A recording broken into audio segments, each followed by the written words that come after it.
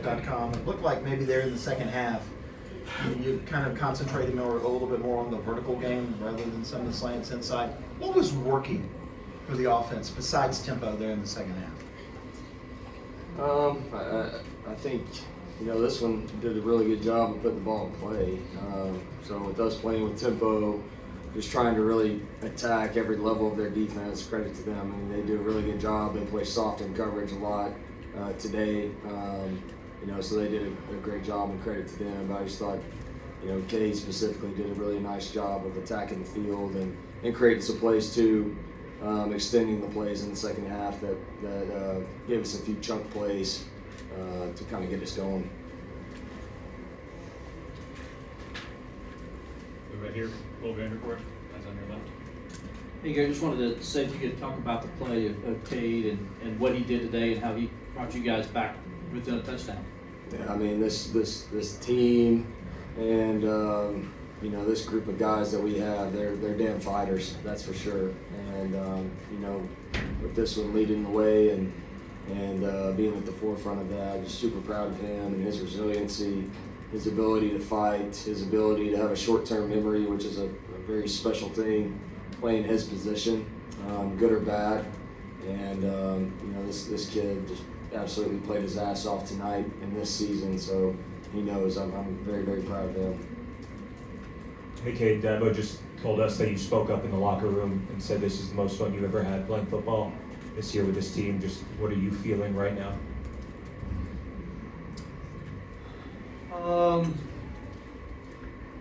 I hate losing. I hate losing, and I hate losing the playoffs.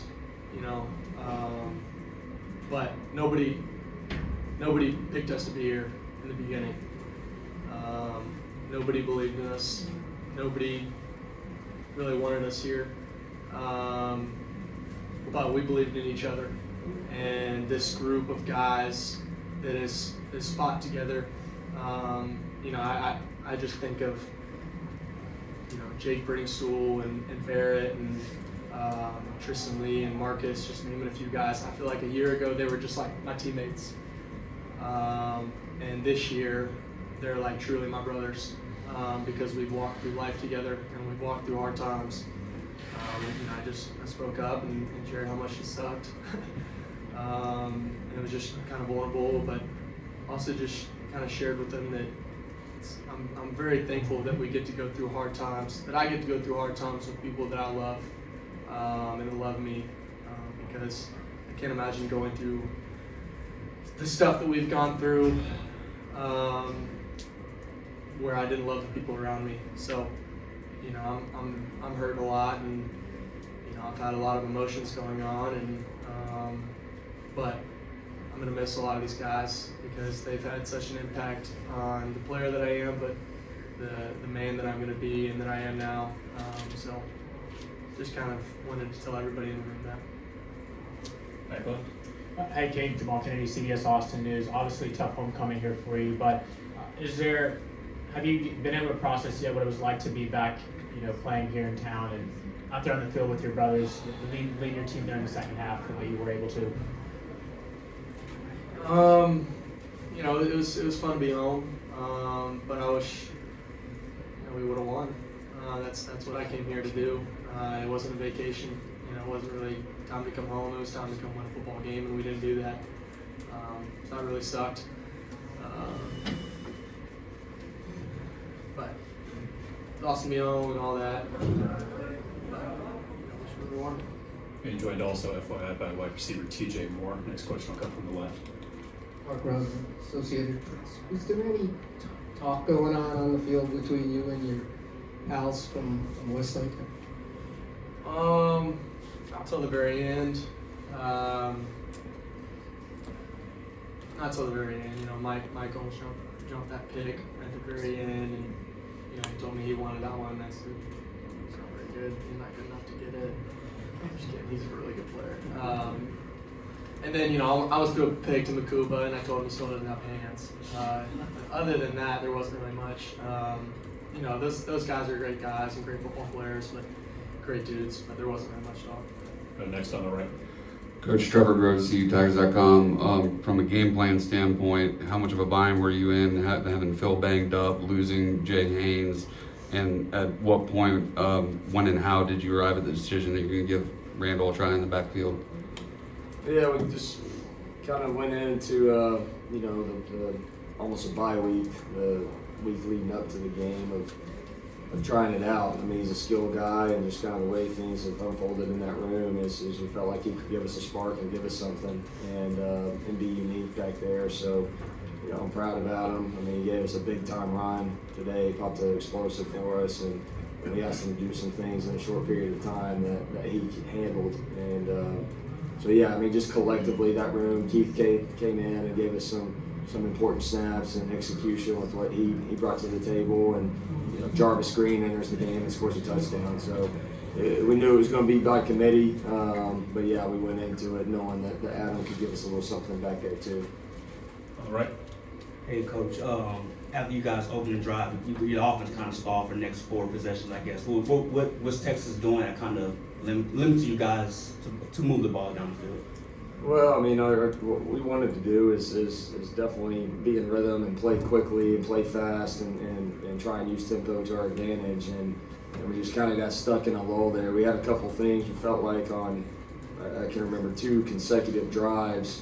We've got some stuff there, and we get 2 tip balls at the line of scrimmage. But again, credit to those guys. I thought they do a great job in coverage. We all know what they are and all that defensively, but there were just a few things there I thought early on in that the late first quarter, early second quarter, where I thought we had some opportunities there, just didn't seem to make it for whatever reason.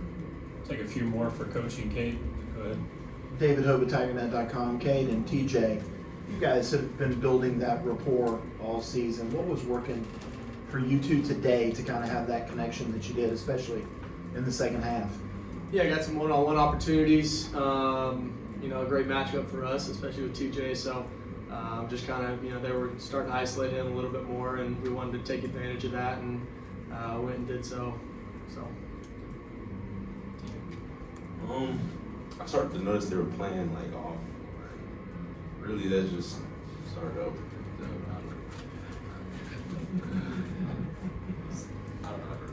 On the left.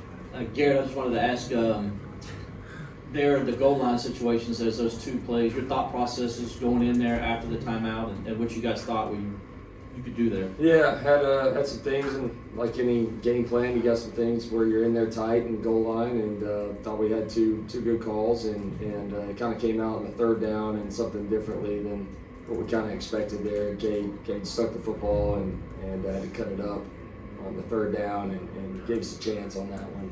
And then 4th down had a decision for him. He had 2 really options that he could do on that play, and he took one away, and we had to give the football to Keith, and we just came up a little bit short. Excuse me, for Cade, it's now that the season's over, I guess you speak about your decision about next year, when you're coming back, and just how excited you are. I'm just trying to deal with the emotions of tonight, trying to deal with the emotions of tonight, and just trying to deal with, I got to play my last football game with a lot of these guys, so I'm not really thinking about me right now. I'm just trying to think about all the relationships that I've built over the last 3 years, and that's really what I'm thinking about right now. One more here on the left. Or sorry, on your right. For Kate and TJ, Trevor Groves, CUTigers.com. That touchdown that you caught, TJ, I think it was the 4th quarter. But Katie, you were scrambling around, looked like they were playing zone, and TJ kind of found the soft spot there. I guess you can't really consider him a freshman anymore, but it seemed like kind of a veteran move by him. And if you could just speak on that, and TJ kind of take us through that play and how it unfolded. I'll let you take it. So it was kind of like, how do I say it? Basically, it was kind of like a rub play. So I come under the tight end, and I seen nobody was in that area or that zone. So I was like, okay, I'm gonna sit here. And I see Cade scrambling out, and then it's just like, he's gonna throw it to me. And then I and so I'm gonna just let kick it take it. I'm not.